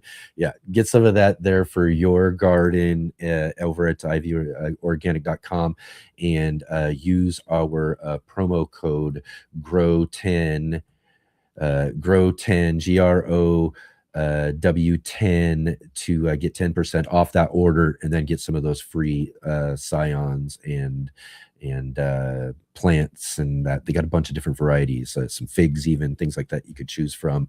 So great opportunity to do that. Definitely go and check that out over there as well. Also, too, as I mentioned, next weekend, we've got some great shows coming ahead for you. But before we get to next weekend, though, too, I got to remember this. This isn't the end of the weekend anymore. Here on the Sunday show, the weekend continues again into Monday night. Yes, tomorrow night, 5 p.m. Pacific time, 8 p.m. Eastern for us here on the Urban Gardener channel. We have our new show, The Green Room. Yes, that's The Green Room with Natalie and I. Natalie from The Fresh Princess is our co-host for The Green Room now, our new show. And again, a really cool, fun panel, roundtable type discussions we're having each and every week with great, awesome guests, just like normal right here on the Let's Get Growing show. But tomorrow night on the show, we've got with us Andre the Farmer is coming back to talk with us, along with his friend. These two actually host their own little podcast type discussion on gardening that they have, and we'll talk all about that again tomorrow night. But gardening with Gray, he's been on our show as well too before. We'll have them both together with us for the Green Room tomorrow night, so you'll definitely want to check that out. And also too, next Saturday we're back at it again here on the Let's Get Growing show. Next Saturday we will have with us Maria Falia of Growing Joy with Maria, and this is going to be fun because this is going to be one of our first chances and opportunities here on the Let's Get Growing show to talk with someone who is in the house plant communities. So we'll talk with Maria all about house plants next week. So if you do got some questions about house plants, this will be a great time to learn a bit more about growing some indoor house plants in your house too. So really looking forward to our conversation with Maria next Saturday. And then, of course, again, we'll be back here again, this time again next week. Next Sunday edition on the Let's Get Growing show is our monthly gardening book club. I mentioned this just a little bit earlier. We've got joining us, of course, our good friend Mark Boucher Colbert, Mr. NBC. He's going to be with us live for In the Garden, as well as our co-host for the book club. We got Willie Galloway, author of Veggies for Breakfast, joining with us. This is going to be really great to talk about how you can take those things that you're growing out in your garden and get those into the most important meal of the day.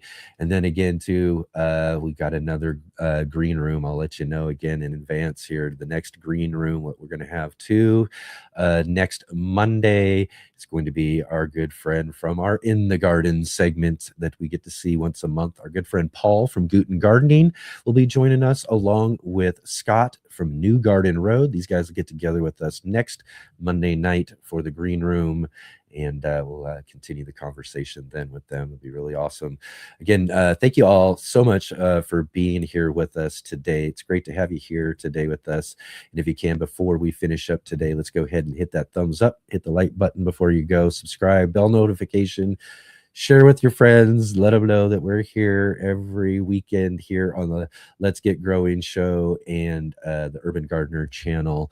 And definitely everybody follow the links down below to all of our guests and our contributors. Go show some support. Go check out some of their videos and all of that. And go leave them some comments over there at their channels and all of that. And I was going to mention too, and I don't see it here now, but I believe that good friend Shawnee and all that's got a live stream coming up here as well soon too. So maybe you all got to see that there in the chat. Yes, there we go. Cool, there it is. Robin Gardens got it up there for us too. Another episode of Roots and Rambles coming Thursday on Shawnee Grows, where Shawnee and Robin from Robin Gardens will unpack the whole winter sowing topic, and that'll be at 9 p.m. Central Standard Time. So go and check them out as well there too, and go show some support for Shawnee and Robin, who are our contributors for our Grow What You Eat segment on our Green Room on Monday night. So come tomorrow night, check out Shawnee's new segment as well. But again, everybody, thank you for being here. I really look forward to seeing all of you tomorrow for the Green Room. Catch up with you with Natalie and I there. So I'll see all of you then.